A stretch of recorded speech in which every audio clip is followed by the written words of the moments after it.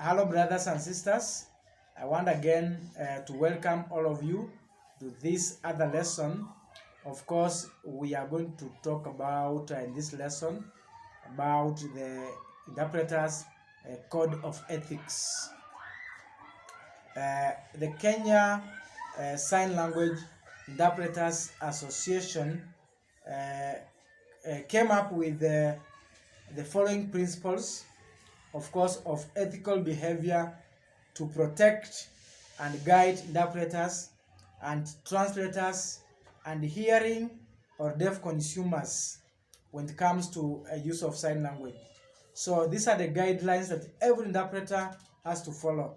Remember, every employer provides the code of ethics for its employees to be able to follow and operate within the norms of the organization.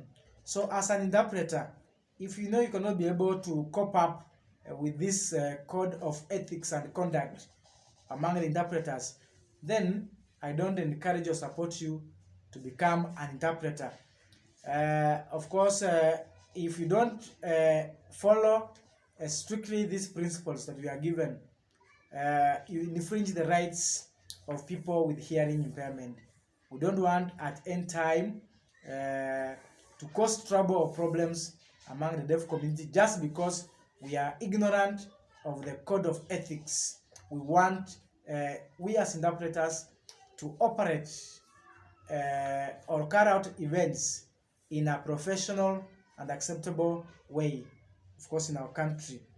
Now, remember, number one, that as interpreters may not add or delete any of the messages, either for the persons who are deaf or hearing. So don't bring in information that do not exist, or don't delete information that exists, either to the hearing person or to the deaf person. So give exactly what is intended to be given to the deaf community. Don't add, don't delete. Of course, we discuss more about this in the third module about the characteristics and the qualities of a good sign language teller. So the interpreter must also show the feeling or the intent of the speaker. Give out exactly what the speaker is talking about. Don't give out your own feelings when you are interpreting. I've seen some people interpreting why they are moody just because they had some disagreement with in the family before they came to the event. If you know you are undergoing stress, don't accept to interpret. So don't give your own feelings, but give the feelings of the one speaking, the one addressing the congregation. Your only responsibility is to pass out information the way it's expected. So you must not add more, or you must not subtract what has been said by the speaker. So as an interpreter, you must also be neutral and not show your personal feelings. Don't side with the one speaking. Maybe you are interpreting during a campaign period. Don't side with your political party. Don't. Your major role there is to give out the information. So when the speaker is speaking, just because he belongs to the party that you also belong, you side. What he says, you also sign and you agree. You say, yes, that's correct. No. Sign what the speaker is talking about and don't show your own personal feeling. So you should always remain a neutral as an interpreter. So remember that as an interpreter, you are not concerned about whether someone speaking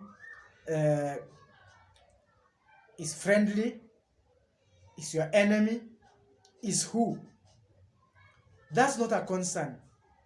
Whether you are enemies, whether you had parted ways, you don't have to show that concern.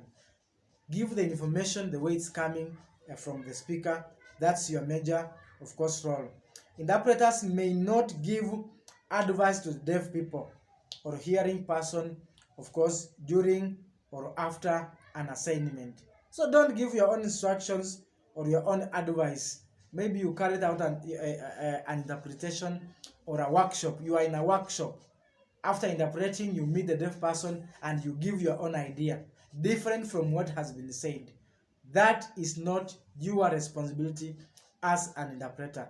As an interpreter, you are concerned about delivering the information from the speaker. So don't add any information after the assignment. Remember that interpreters also are not teachers and are not always the experts in the situation. I've said interpreters are not teachers, and I've always said this. You can interpret, you can communicate, you can teach. So as an interpreter, do interpretation. As a sign language teller, do communication. As a sign language teller, teach. Teach if you are a teacher, and teach appropriately. But don't, during interpretation, become a teacher. That's what we are saying. The code of ethics and conduct among the interpreters does not allow us to behave like that. Just like the way I said, when you are teaching CRE or religious education, don't preach, teach. Your work is not to be a preacher, it's to teach. So perform this responsibility based on how it comes.